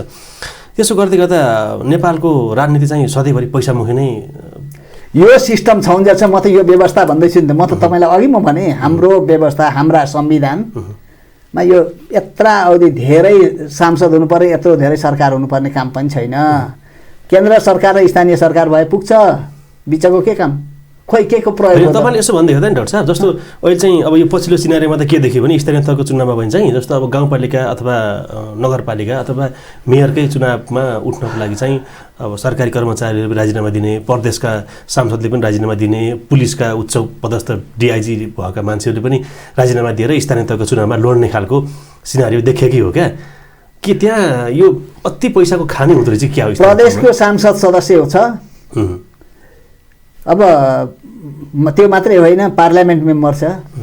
उदाहरण म दिउँ, पार्लियामेन्ट मेम्बर नै कुनै एउटा मेम्बर उठ्न नपाएर, काठमाडौँको उपत्यकाको, काठमाडौँको चाहिँ मेट्रोपोलिटन सिटीको चाहिँ मेयर उठ्न नपाएर चाहिँ ऊ निष्क्रिय भएर बसेका यी खबरहरू बाहिर त यहाँहरूले नै मिडियामा ल्याउनु भएको छ कतिपय छ है। त्यो प्रदेशको त कुरै छोडिदिउँ, प्रदेशको चाहिँ कहाँ गएको छ भन्नुहुन्छ भने ऊ गाउँपालिका र चाहिँ गाउँपालिकाको अध्यक्ष, नगरपालिकाको मेयर उठ्न गएको छ। अनि प्रदेश सरकारको काम के त त्यसो हो भने? प्रदेशको सांसदको इज्जत के रह्यो त? कहाँ रहेछ त? यो भनेपछि यो प्रदेश किन चाहियो, मेरो क्वेसन यहाँनिर हो। मैले त अगाडिदेखि नै उठाउँदै आएको हुँ। प्रदेश सांसद राजीनामा दिएर जान्छ लड्छ भनेदेखि त त्यो प्रदेशको मन्त्री भन्दा ठुलो त स्थानीय तहको गाउँपालिकाको प्रमुख हो नि त। गाउँपालिकाको अध्यक्ष चाहिँ इज्जतदार रहेछ नि त, हो कि? भनेपछि त इज्जतदार रहेछ कि डाक्टर साहब त्यहाँ चाहिँ पैसाको खाने रहेछ? पैसाको खानी पनि रहेछ, इज्जतदार पनि रहेछ। किनभने उसले त पैसालाई इज्जत खानेपछि के भयो त? मैले भन्नुको अर्थ थियो नि पैसालाई इज्जत, खोलानाला नदीनाला सबै त्यहाँ छ, त्यसले गर्दाखेरि चाहिँ त्यो चाहिँ इज्जत भयो त्यहाँ। अब उसले देखेको त्यहाँ देख्यो भनेपछि त प्रदेशको सरकारले के चाहिँ गर्न सक्छ भन्दाखेरि त त्यसलाई त केही पनि गर्न सक्दैन। भनेपछि यो प्रदेशको काम किन? यो संविधानमा प्रदेशका कुरा लेखिएको छ। यत्रा मान्छे के राजनीतिक पार्टीका कार्यकर्ताहरूलाई जनताले रेमिट्यान्स पठाएको पैसा तिनीहरूलाई पोस्न क्वेसन हो कि होइन? हो कि होइन? अनि ती मान्छेले बाहिर बसेर जसले पसिना बगाएर यहाँ रेमिट्यान्स पठाएको छ, यहाँ चाहिँ केही पनि काम नहुँदाखेरि चाहिँ के आएर पनि के गरौँ भन्ने कुरो चाहिँ उनीहरूलाई चिन्ता हुन्छ भने तिनीहरूले परिवर्तन नखोजे के खोजुन्? त्यसो अहिलेको सिनारीमा चाहिँ नेपालको राजनीति चाहिँ राष्ट्रभक्ति होइन, कमाउने खेल हो। कमाउने खेल मात्र यो कमाउने यो सिस्टम। अब ऊ त्यो अमेरिकाको राष्ट्रपति बाराक ओबामा त्यत्रो मुलुकको राष्ट्रपति सकिएपछि, उसको पद सकिएपछि प्राइभेट कम्पनीमा जागिर खोज्न हिँड्ने।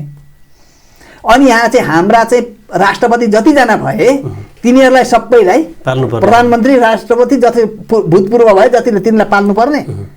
लु भन्नुहोस् त, गृहमन्त्रीसम्मलाई पाल्छ देशमा? सुन्नु न, गृहमन्त्रीसम्मलाई पाल्छ भनेपछि यो पाल्नु पर्ने। यदि यसरी यो हो भनेदेखि त हामीले सेतो हात्ती भनेर राजालाई खेद्यौँ नि, एउटा राजदरबार पाल्नु पर्ने थियो त्यतिखेर त। ल हिसाब गरौँ त, अब हिसाब गरी हेरौँ न। त्यसो हुँदाखेरि मान्छेले त्यो क्वेसन उठाउँछन् उठाउँदैन? भोलि कहाँ जान्छ? भोलिको स्थिति त फेरि जे कुरो कतै हाम्रो यो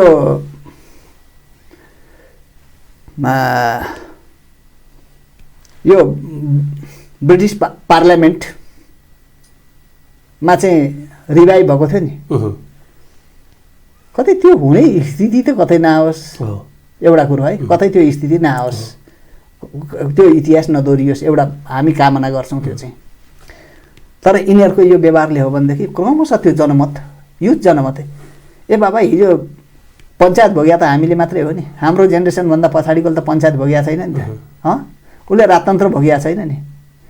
ज्ञानेन्द्रको उसमा पनि ज्ञानेन्द्रलाई गाली गर्न नपाउने त थिएन नि, शासनमा केही कठोर भए पनि, सङ्कटकाल लागु भएको भए पनि, केही भएको भए पनि 10-15 महिनाको शासनमा त के थियो? हजुर डाक्टर साहबले भनेको चाहिँ बेलायतमा राजा काटियो तर पछि चाहिँ राजतन्त्र आयो, यो स्थिति दोहोरिन सक्छ नचेत्ने भने भन्नु खोज्नु भएको होइन। उसले खोज्दै लाँदाखेरि कहाँ कहाँ जान्छ त? खोज्दै लाँदाखेरि कहाँ कहाँ जान्छ? अहिले देशभरि लौरो आइरहेछ, सबै लौरो आइराखेको छ। अब यहाँ त्यही लौरोलाई पनि क्वेसन गरिराखेका छन् मान्छेहरू, त क्वेसन त गरिरहेको छ, गर्नु चाहिँ यसभित्र पनि यो कहाँबाट आयो भनेर क्वेसन गराउँछन्। केही पार्टीका मान्छेहरूले यो क्वेसन गरिरहेको छ, जहाँबाट आओस् एकचोटि त मान्छेले परिवर्तन खोज्यो त क्या जनताले दिएर आयो नि त, परिवर्तन खोजिरहेको छ। भलै उसलाई लौरोलाई चलाउने पेन्टागनले चलाओस् अथवा चाहिँ ग्रेट हल अफ द पिपुल्सले उसले चलाओस् अथवा चाहिँ साउथ ब्लकले चलाओस्, जसुकैले चलाओस्। डाक्टर साहबले भनेको जस्तो अब यो डेमोक्रेटिक मुलुकमा चाहिँ होइन, जस्तो अहिले जसरी स्वतन्त्रबाट बालन शाहको अलिकति जुन खालको त्यो माहौल देखेको छ, त्यस्तै खालको भोलि एक प्रकारको राजतन्त्र अथवा त्यस्तै खालको भनौँ न एक प्रकारको चाहिँ त्यो जनमत सङ्कलन जनमत सङ्ग्रहमा उहाँले भाग लिन पाउने अधिकार आयो अथवा त्यस्तो खालको स्थापना सिनारियो देखियो र एक छाप लौरोमा जस्तै राजतन्त्रमा आइदियो भने त एउटा जेनेरेसन 5वटा राष्ट्रपतिको जेनेरेसन बितोस् 50 वर्ष बित्छ, के अरे 25 वर्ष बित्छ होइन। तर 5वटा राष्ट्रपति पाल्दाखेरि 5वटा परिवार पाल्नुपर्छ, ख्याल गरेको छैन है। त्यो हुँदाखेरि त त्योभन्दा बढी चाहिँ मान्छेको उगर चाहिँ हाम्रो पैसा खै भनेर खोज्ने दिन आए जनताले भनेदेखि अहिले त खोजिया छैन, हाम्रो पैसा खै भनेर खोजिया छैन नि त। र त्यो 5वटा राष्ट्रपतिमा यहाँ गएको छ भन्ने भन्दै थियो एउटा परिवार पाल्ने कि त्यो 5वटा परिवार सुन्न हाम्रो पैसा खै भन्दै गर्दाखेरि मलाई एउटा जस्तो कस्तो भयो अहिले देशमा चाहिँ लगभग 15 खर्ब त नेपालको वैदेशिक ऋण छ। सुन्नु है त, तपाईँ त पञ्चायत पनि देख्नुभयो, 62-63 गणतन्त्र सबै देख्नुभयो होइन। अब अहिले पनि लगभग 15 खर्बको हाराहारीमा वैदेशिक ऋण हुँदै गर्दा तपाईँ हाम्रो टाउकोमा 60,000 रुपियाँ ऋण पर्छ होइन। विकास यही हो, विकास हुँदै नहुने, जनतामा चाहिँ निराशीपन बाहेक केही पनि नहुने, वैदेशिक ऋण बढ्दै जाने, विकास नहुने होइन। अनि विदेशबाट ल्याएको त्यत्रो ऋण चाहिँ नेपाली जनताले तिर्दिनु पर्ने। अब भएको छैन विकास भनेर भन्लान् भनेर भन्दाखेरि पनि तपाईँको बाटाघाटा बनिया छन्, टेलिफोन गरेका छन्, बिजुली गरेका छ आदि इत्यादि यो देखिएला। तर विकास त्यो बेला हुन्छ मान्छेले ठ्याक्क जनताले तल्लो वर्गको जनताले अनुभूत गर्ने हुन्छ है। किसानले सहजै मल बिउ कतिखेर पाउँछ, सहजै उसको उब्जनी उसले कमाएको उब्जनी कसरी बाहिर जान्छ देशमा, त्यो नेपालभित्र त्यसले कति महत्त्व पाउँछ। पहिलो कुरो त हाम्रो उत्पादन हामीले लगाउन प्रयोग गर्न पाउने ठाउँ हामीले त यो हेरेका छौँ अहिले कि नेपालको धान चामल निर्यात कम्पनीहरू ठाउँ ठाउँमा थिए, निर्यात हुन्थ्यो यहाँबाट जुट होइन, जुट बाहिर जान्थ्यो। नेपालले कोरियालाई चामल समस्या पर्दै गर्दा चामल मकै यताबाट दिएको अनुदानको रूपमा नेपालले चाहिँ कोरिया दक्षिण कोरियालाई मकै चामल दिन्थ्यो कुनै बेलामा, त्यसको गुणस्वरूप नेपालबाट थुप्रो सङ्ख्यामा कोरियाले चाहिँ कामदार लिएर गएको छ होइन। त्यस्तो अवस्था पनि थियो अहिले कोरिया कहाँ पुगिसक्यो, हामी कहाँ पुग्यो। अनि अर्को कुरो चाहिँ त्यही धान चामल अहिले हाम्रो काठमाडौँको बजारमा हेर्नुहोस् त चामल कहाँ छ भने इन्डियाको चामल छ, सबै चामल त्यो सप्लाई गर्थ्यौँ पहिला हामी त्यहाँ है। अनि हाम्रा नदीनाला बगेर इन्डिया जान्छ, उसले चाहिँ सदुपयोग गरेर चाहिँ दुनियाँभरिको ठाउँमा चाहिँ उसले चाहिँ सिँचाइ गरेर पन्जाब मरुभूमि भन्थ्यौँ हामीले पढ्दाखेरि। मैले एसएलसी दिँदाखेरि पढ्दाखेरि जोग्राफीमा इन्डियाको जोग्राफी हामीले पढ्नु पर्थ्यो। हेर्नुहोस् मैले एसएलसी देखेर हिस्ट्री पढेँ होइन, म जोग्राफी पढेँ। पन्जाबलाई चाहिँ मरुभूमि भनिन्थ्यो, यो चाहिँ इन्डियाको सहारा हो भनेर भनिन्थ्यो। अहिले पन्जाब कहाँ छ? नेपालको पानी त नेपालको हो, हामीले त्यसलाई हेरेनौँ होइन। अब उसले त्यहीँ हेर्दै चाहिँ त्यहाँ कहाँ पुर्याइसक्यो। म एउटा मात्रै उदाहरण दिन्छु कि हामी कस्तो छ। 54-55 सालतिरको कुरा हो, म त झापामा थिएँ। त्यो एकचोटि घुम्न जाउँ भनेर त्यहीँ नजिकैको छिमेकी जिल्ला हाम्रो त सिमाना जोडिएको त्यो किशनगञ्ज बजार सदरमुकाम चाहिँ त्यहाँ चाहिँ जाउँ भनेर चाहिँ हामी गयौँ। 3-4 जना गएको थियौँ। बेलुका फर्किन ढिलो भयो, रात बस्नुपर्ने भयो। एउटा होटलमा गएर चाहिँ बुकिङ गरेँ, 6 बजीतिर गएर होटल बुक गऱ्यौँ। उसले होटलवालाले के भन्यो भनेर भन्नुहुन्छ भने 8 बजीभित्र आइसक्नुहोस् है, त्यहाँभन्दा उता बजारमा नबस्नुहोस् भनेर भन्यो, होटल बन्द हुन्छ भनेर भन्यो। बडा किन भनेर भन्दाखेरि सेक्युरिटीको प्रब्लम छ त्यहाँ भनेपछि हामी गयौँ त्यहाँ। पछि तपाईँको त्यो धेरै वर्ष पछाडि त्यो नीतिश कुमारको पालो थियो, म यति नै थाहा पाउँछु।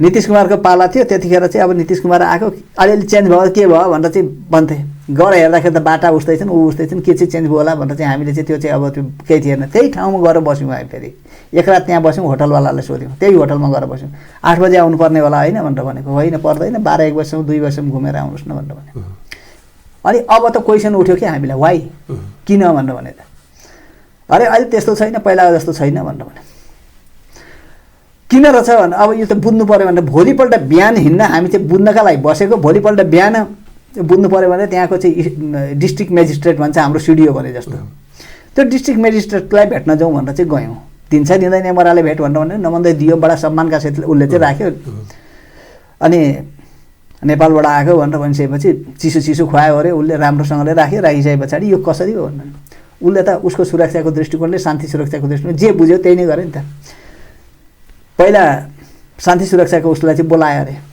यहाँको सुरक्षाको सबभन्दा ठुलो चुनौती के हो भनेर भने सोध्यो अरे पोलिटिकल क्राइम भनेर भने अरे सबैले अनि पोलिटिकल क्राइम भन्ने चाहिँ के छ क्रिमिनलका छन् तिम्रो पार्टी पोलिटिकल पार्टीभित्रको त्यसको संरक्षणमा बसेका क्रिमिनलहरू छन् यहाँ भनेर भने अरे अनि त्यो क्रिमिनलको लिस्ट लिएर आऊ भनेर भने अरे अब सुरक्षाले त राखेको हुन्छ यहाँ पनि हाम्रो पुलिसहरूले राखेको हुन्छ सबैले राखेको छ त्यो नगरेको होइन अनि लिएर आऊ भनेर भन्दाखेरि लिएर आयो अरे अनि यसो हेऱ्यो उसैको पार्टीको चाहिँ बी ग्रेडसम्मका देखायो अरे अरूको चाहिँ ए ग्रेडका मात्रै देखायो अरे यसो पनि गरेँ हामीले यसो पनि गऱ्यौँ अनि पहिला चाहिँ मेरैबाट सुरु गरेँ मेरा 3टा हान्दाखेरि अरूको 2टा हान्नु सिद्ध्याइदिएँ भनेर भने टप टप कुन चाहिँ हुन् भनेर यो सिद्ध्याइदियो केही नगर अनि आफ्नो पार्टीको हान्थ्यो उसको त्यो संरक्षणमा बसेका नेताहरू उसको डेलिगेसन गयो यो किन मऱ्यो भनेर यो कुरो नगर कम्प्लेन नगर यो कुरो कम्प्लेन गर्ने होइन पोलिटिकल आवरणमा बदमासी गर्ने पहिला आफ्नैलाई नहानिकन त अरूलाई त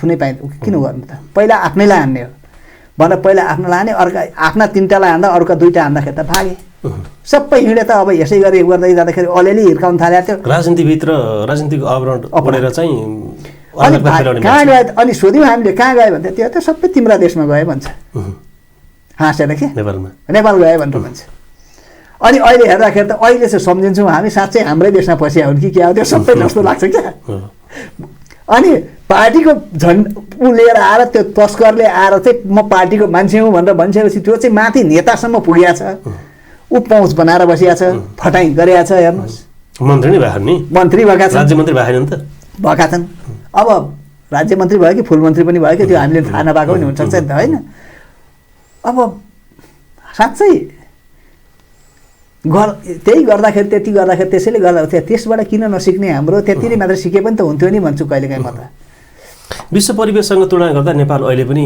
अत्याधिक गरिबी मुलुकमा पर्छ डाक्टर साहब होइन सबैभन्दा देश मागेरै चलेको छ क्या मागेर चलेको छ मागेर भिख मागेर चलेको छ कटोरा थाप्ने हो अब बजेट आउँदैछ फेरि थाप्ने हो हात थाप्ने हो अनि कटोरा थापेर देश चल्छ भने कि होइन तपाईँको एमसिसीको 55 र पछाडि चाहिँ अमेरिकाले दिएको यत्रो आउँदै अनुदान सधैँ त्यो अनुदानमा चल्ने हो कि हामीले अरूलाई अनुदान दिन सक्ने भन्ने हो हामी कुरो त त्यहाँ हो नि त त्यो हाम्रो योजना खै त त्यसो भन्दै हामीले डाक्टर साहब चिन्ताको विषय तपाईँ त अब प्रोफेसर जस्तो मान्छे हामी विश्वको नजरमा चाहिँ हामी नेपाली मगन्ते होइन भने कि मागेर चलेको छैन भने मागेर अहिले मागेर चलेको छ चलाएको छ हाम्रो लिडरसिपको कारणले हाम्रो सिस्टमको कारणले म यति नै भन्छु हामीले सिस्टमलाई कसरी कन्ट्रोल गरेर जाने भन्ने कुरो कहिले गरेन 5 वर्षका लागि स्थिर सरकार बन्दैन यहाँ कहिले बन्दैन यो सिस्टमले त कहीँबाट बन्दैन त्यही त हो नि 2 सरकार त टिकेन होइन तपाईँको जानु पर्यो कार्यकारी प्रमुख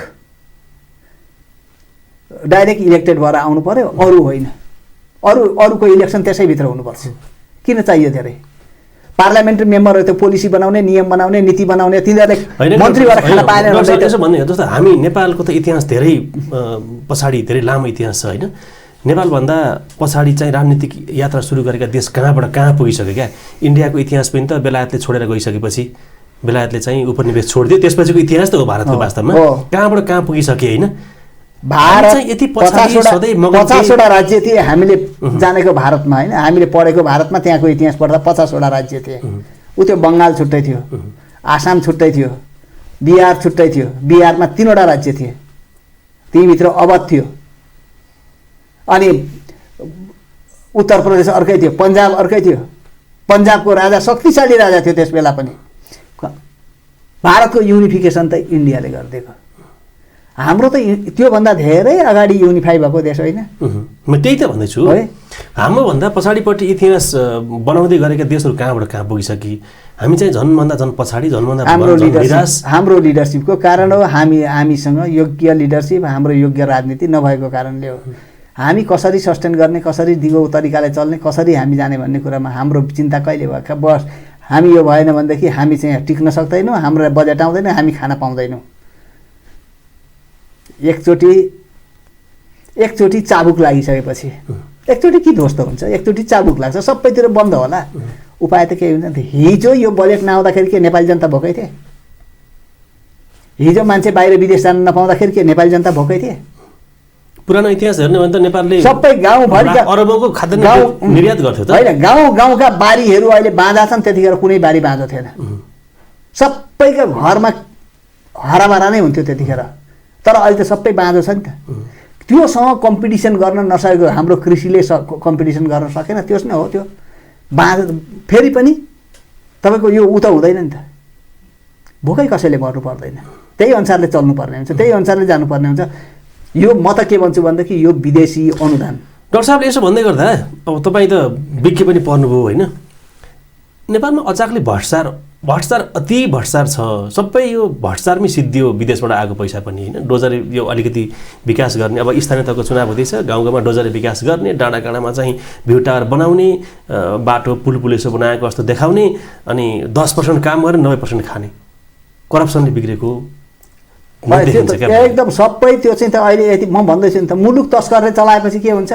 तस्करले कहाँ सेतो कमाउँछ? पाउँछ किन खोज्दैन भने नखोजे हो कि त्यहाँ पनि सेटिङ हुन्छ? फेरि जताकतै सेटिङै हो।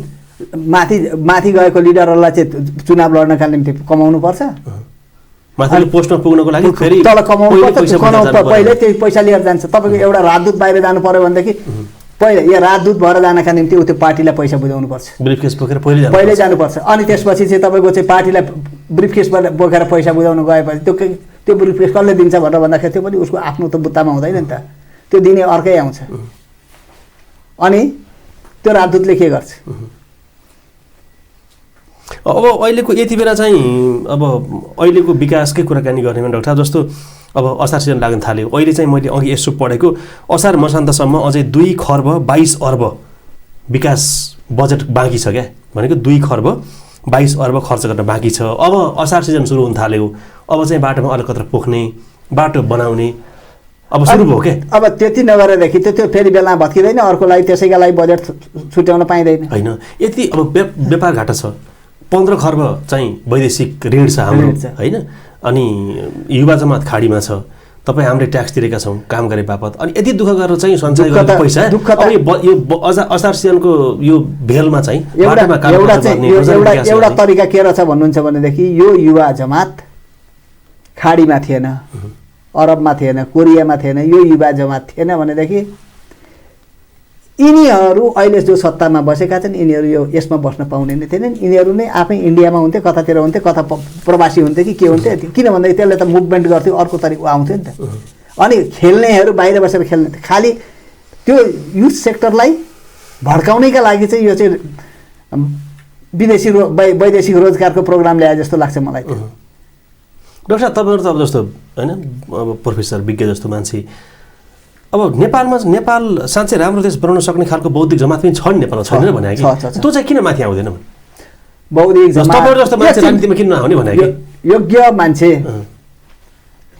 ठाउँ नपाउनु पर्यो। एउटा कुरो चाहिँ व्यवस्थाले दिनु पर्यो कि ठाउँ दिनु पर्यो कि होइन भने योग्य मान्छेको पैसा हुँदैन। फेरि योग्य मान्छेसँग पहिलो कुरो त के हुन्छ भने म कहाँ, म अहिले तपाईँलाई भन्नु चाहिँ म कुनै नेताको घरमा चार्न गएको छैन, कसैकोमा गएको छुइनँ, हो कि होइन? अब मलाई कसले दिने? मलाई कसले दिने? तपाईँ प्राध्यापक डाक्टर होइन, मानविकी संघका पूर्व डिन, एउटा कुरा के कुरा जस्तो बौद्धिक जमात मान्छौँ एकछिनका निम्ति तर बौद्धिक जमात होइन, एकछिनका निम्ति मैले त मलाई उदाहरण दिएको मात्रै हो। म जस्ता अरू पनि छन् भन्न खोजेँ मैले। अरू पनि थुप्रै साथीहरू छन्। त्यस म गएर मलाई चाकडी गर्न म जान्दिनँ, मेरो नेचरले दिँदैन, म जान्दिनँ। एकदम क्ल्यापिङ गर्न पनि जान्दिनँ। म देखेको कुरो आलोचना गर्छु, पत्दिनँ म। सायद अरू पनि त्यस्तै होलान्। काम हुँदाखेरि काम आफूलाई परेको आफ्नो जिम्मेवारीभित्रको काम गरिन्छ, दागी लाग्दैन। यो कुरो स्पष्ट छ, त्यो दागी लाग्दैन। त्यो भरिसके ढङ्ग पुर्याएरै काम गरिन्छ, गर्दाखेरि जहाँसुकै बस्नु परोस्। सकेसम्म त्यो स्टेक होल्डरहरूलाई खुसी बनाएरै बसिन्छ, तर त्यो गर्दाखेरि खुसीको हुँदैन भन्दाखेरि माथिको हुँदैन। तलको खुसी हुन्छ, माथि खुसी भनेको तपाईँ जस्तो बौद्धिक जमातले चाहिँ अब नेताले जे भन्दै पनि ताली बजाउन सकिँदैन, उनको खुट्टा मोल्न पनि सकिन्न, होइन, चाकडी गर्न पनि सकिन्न। आफ्नो बौद्धिक क्षमताले जो देख्छ त्यो चाहिँ निष्पक्ष तरिकाले काम गर्ने हो, होइन। त्यसो गर्दै गर्दा नेताहरूको चाहिँ ताडी यो सिस्टमभित्र पछि परिया छ। अहिलेको सिस्टमभित्र जुन यो तस्करले चलाउने व्यवस्थाभित्र चाहिँ पछि परिया छ। यो व्यवस्था त तस्करले चलायो, तस्करले बाहिर चाहिँ राम्रा सम्पन्नशाली कन्ट्रीहरुमा चाहिँ बौद्धिक वर्ग चलाउँछ हैन। महान प्रजातन्त्र, महान लोकतन्त्र, महान कि जेसुकै भनौँ होइन, अथवा यो महान गणतन्त्र, महान लोकतन्त्र, महान प्रजातन्त्र, जेसुकै जुनसुकै शब्द भने पनि हाम्रो एकदम उत्कृष्ट संविधान जे छ भनेर भने पनि संविधानभित्र ठुलो त्रुटि चाहिँ हाम्रो सिस्टम। हामीले हाम्रो भूमि अनुसार, हाम्रो जमिन अनुसार, हाम्रो धरातल अनुसार, हाम्रो जियो पोलिटिक्स अनुसार चाहिँ हामीले संविधान बनाउन सकेनौँ। यसको प्र्याक्टिस पुरा गाह्रो गरी भइराखेको छ। डाक्टर साहब, अब मैले डाक्टर साहबले एउटा क्वेसन जस्तो एकदम जनताहरूमा, तपाईँमा, हामीमा पनि निराशावादी चिन्तन बढ्दो छ क्या, होइन। अघि डाक्टर साहबले कुरा गर्नुभयो, श्रीलङ्कामा चाहिँ अब महेन्द्र राजापाक्सेको घरसम्म जलाइदिए, 50 भन्दा बढी नेताको घरमा आगो लगाए भन्ने कुराकानी आज। यो विस्फोट भयो भने यो त्यो खालको श्रीलङ्काको विस्फोटन यहाँ नेपालमा नहोला भन्न सकिन्छ र भन्ना कि? किन एउटा यति नै हो, त्यो कोभिड लाग्यो नि जुन बेला, अलि साउदी अरब आदि इत्यादि खाडी मुलुकतिर अलिक बढी कोभिडले चापेर त्यहाँबाट चाहिँ मान्छे लखेटिया थिए, कोरिया सोरियातिरबाट लखेटिया थिए भन्दै थियो। यो विस्फोट त यहाँ हुन्थ्यो। यहाँ त त्यो विस्फोट गराउने शक्ति जुन हो जमात थियो, त्यही जमातले खोजेको हो बालेन शाह। अहिले अरू केही त्यो प्रतिको बालेन शाह एक्लैले केही गर्न सक्ने होइन है। निराश मान्छेको निराशको आशा हो त्यो है। त्यो आशा कति बस्छ कति बस्दैन त्यो हेर्न बाँकी नै छ।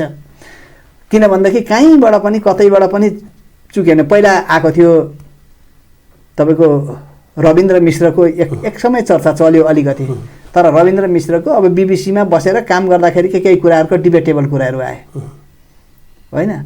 चुनावको मुखमा आयो, नेपाललाई इन्डियामा मिलाउँदाखेरि चाहिँ के हुन्छ भन्ने बहस चलाएको त्यो कुरो चाहिँ टक्क आयो। थोरै भोटले उनी पछाडि परे काठमाडौँमा अघि। अब तर एक्लोले जितेर पनि केही हुने होइन। अब अहिलेको चुनावमा अलिकति तलमाथि अलिकति त्यो मेन्टालिटी चाहिँ के छ, सोच कति छ, कति गएको होला त्यो म भन्न सक्दिनँ। किन भन्दाखेरि ती पात्रबाट म टाढा छु। अब नेपाली काङ्ग्रेसको अधिवेशनमा बोलिदिएको कारणले राजेन्द्र लिङ्गदेनलाई अलिकति बकअप गरे मान्छेले। के बोलेको थियो भन्दाखेरि नेतालाई चोर भन्छन् भने होइन। गाउँघरमा त भन्छन्, फेरि गाउँघरमा त भन्छन्, नेताले जतिसुकै गर्व गरे पनि भन्न त भन्छन्। त्यो भनेको हामीले सुनेका छौँ। डाक्टर साहब, त्यसमा छोटकरीमा चाहिँ अब जहिले अब अहिलेको अवस्थामा स्थानीय त जितेर आएका थुप्रो नयाँ अनुहार, पुरानो अनुहार हुनुहुन्छ होइन। उहाँहरूले देश बनाउँछु भन्नुभएको छ, देश बनाउँछु भनेर आउनुहुन्छ होइन। तपाईँ जस्तो विज्ञको नाताले उहाँहरूलाई केही छोटकरीमा सल्लाह सुझाव? उहाँहरूले एउटा कुरो के छ भनेर भन्दाखेरि अहिलेको चुनावले जस्तो सुकै तरिकाले पनि हामीले कसरी जित्नेहरूले पनि हामीले कसरी जित्यौँ भनेर उहाँहरूले मूल्याङ्कन गरिदिनुहोस् र यसको आवश्यकता के हो भन्ने कुरो उहाँहरूले मूल्याङ्कन गरिदिनुहोस्। पार्टी लिडरसिपलाई कसरी करेक्सन गर्न सकिन्छ भन्ने कुरो चाहिँ तलको कार्यकर्ताहरूले बुझिदियो र पार्टी लिडरसिपलाई करेक्सन गर्ने, यदि करेक्सन नहुने लिडरसिप छ भने फ्यालिदिनुपर्छ। त्यो तरिकाले गयो र अलिकति सिस्टममा केही चेन्ज गरेर लिएर गयो, थोरै चेन्ज लिएर गयो, करप्सन नहुने वेहरू चाहिँ अपनाएर गयो भनेदेखि फेरि पनि नेपालको भविष्य त्यति अन्धकार चाहिँ छैन, त्यति ऊ छैन। एउटा कुरो चाहिँ हेर्नुपर्ने चाहिँ के छ भने हाम्रो होइन राम्रो हेरिदिउन्। राम्रो हेऱ्यो भनेदेखि राम्रोले देश बनाउँछ। हस् डाक्टर साहब, कार्यक्रममा आइदिनु भयो, धेरै धन्यवाद। धन्यवाद। दर्शकवृन्द, आज हामीले वैशाख 30 गते भएको स्थानीय तहको चुनाव र आउँदै गरेको अहिले देखिराखेको मत परिणामको बारेमा कुराकानी गर्नको लागि त्रिभुवन विश्वविद्यालय मानविकी संकायका पूर्व डिन प्रोफेसर डाक्टर राजकुमार पोखरेलसँग कुराकानी गऱ्यौँ। आगामी श्रृङ्खलामा नयाँ व्यक्तित्वका साथ उपस्थित हुनेछौँ। बागमती टेलिभिजन हेर्दै गर्नुहोला। नमस्कार। अग्नि परीक्षामा जनप्रतिनिधि, चुनौतीको कार्यविधि, निर्वाचन बहस।